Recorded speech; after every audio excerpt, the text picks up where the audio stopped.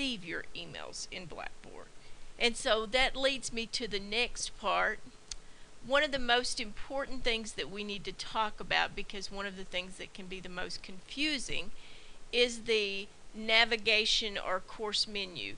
The first thing that I want to point out about it is that those black bolded headings such as information or course assignments and communication, those are just headings. They aren't actually links.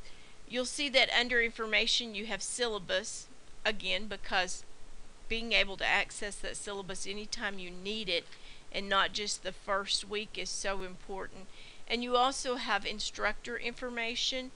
You should also have either course agenda or course calendar or course schedule, depending on what the class is, what it's called. The next section is course assignments, and again this black text that is circled is just the header, and if you can click on that all day and you're not going anywhere. The links are actually below it, the Getting Started module, which is where your course should actually open. You may never need to click on the Getting Started module, but you may need to go back to it for some reason. And also assignments, which is where all your other assignment modules for the rest of the course is located. And then let's talk just very briefly about the communication section, and we're going to revisit assignments to discuss it in more details. But under communication, you should find all the other links that you need. That is where you can send emails from, Southeastern Student Email. Remember, you don't receive them here. They go to your Southeastern email. So if you send me an email from this link, which you're supposed to do in part of your Getting Started activities, and I respond to your email, you're not going to be able to find it in Blackboard. You will have to log into your Southeastern email. If you have any problems getting into your Southeastern email, or if you don't know how to check your Southeastern email, please call me and let me walk you through it, or find your advisor or somebody who can help you find out how to check that Southeastern email. I don't think I have to explain to you why this next item, grades, is so important. You should see all of your grades as they're posted. If you've completed and submitted an assignment and I haven't graded it yet, there should be an exclamation mark in that column in your grade book. And sometimes there's what looks like a piece of paper or something like that instead, and that's generally for discussion boards or journals. And I would love to tell you why it's different, but I don't really know. I just know that it means the same thing as the exclamation mark. So it shows that you have submitted it, but that I haven't graded it yet. If you take a test, it should give you a grade immediately, a number.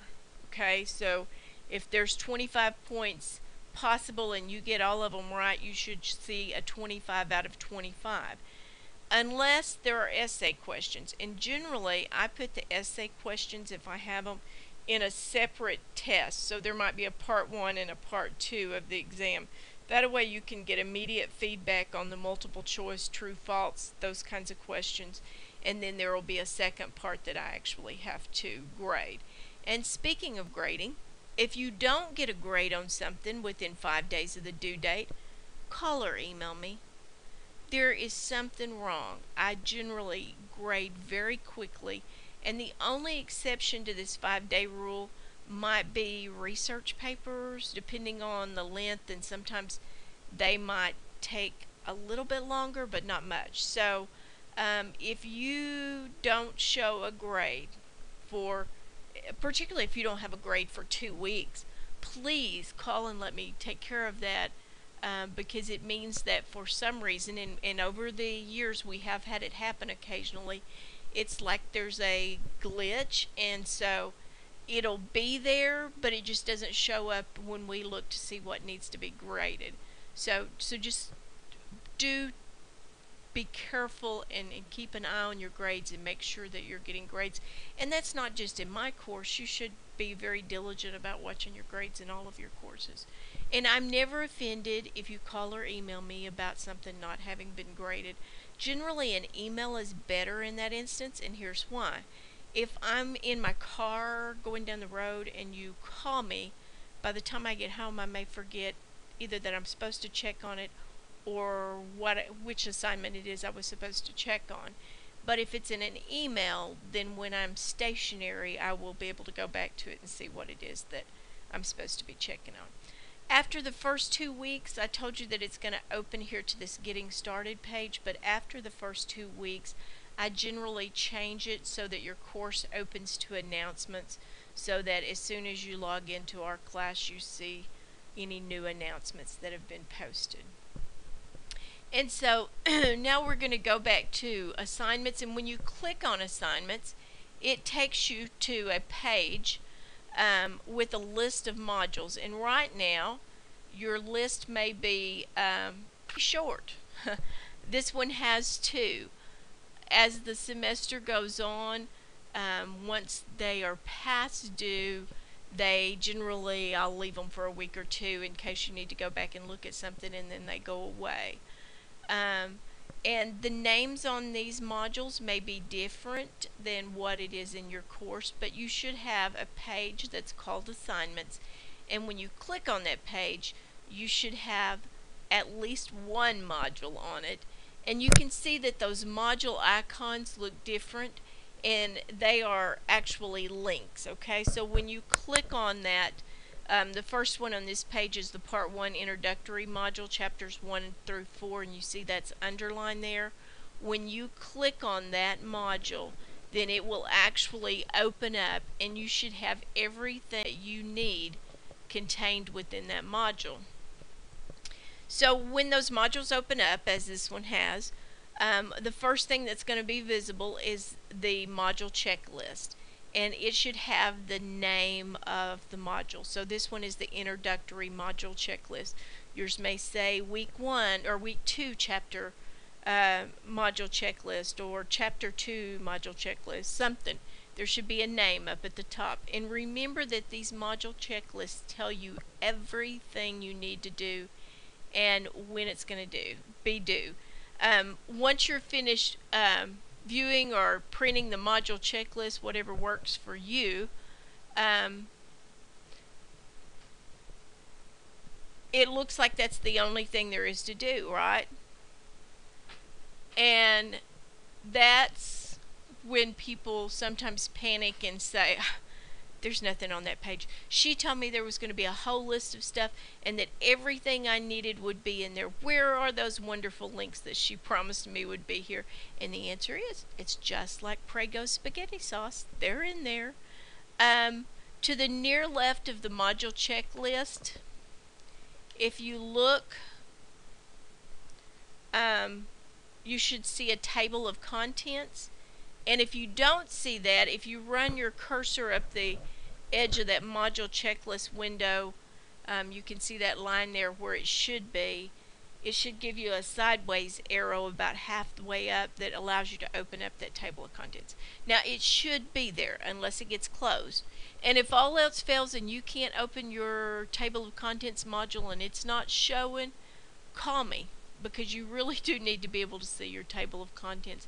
I had one poor student one time who struggled the whole semester, and she did make it through. I was very impressed with her diligence, and it was because that she couldn't see her table of contents, and so was never really quite sure that she was completing everything. There is another way to move through these modules, and that's how she managed it. If you look on the right, you will see circled a page 1 of 10 and an arrow, and that is another way to move through the pages in the module. It's just not as tidy. About halfway down the table of contents, you see a folder icon that's different. It's well, it looks like a regular file folder, yellow manila folder. This is your lecture materials, and it may include PowerPoints and or videos, and it may have several items under it. There may also be content folders in there for other reasons. I can't think of any of them off the top of my head, but they will show up in that table of contents, and so it shouldn't be an issue. I just wanted to point out that there may be something that's a little bit different.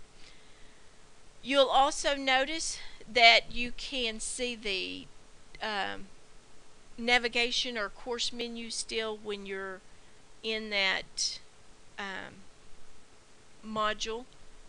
And I also wanted to mention, by the way, this is kind of off the topic, but if you're in here and you click on an exam or a quiz and some of the other items, they may open up in their own window. And so when you finish with those, just close out of that window and it'll take you back to where you were before. And last but not least, remember that I'm just a phone call or email away, and I never mind hearing from you. So if you're in here and it hasn't opened in a new window and you need to go somewhere, you want to send an email or you want to go back to assignments, then you can just click on that course navigation menu. I hope this has been helpful, and I look forward to hearing from you.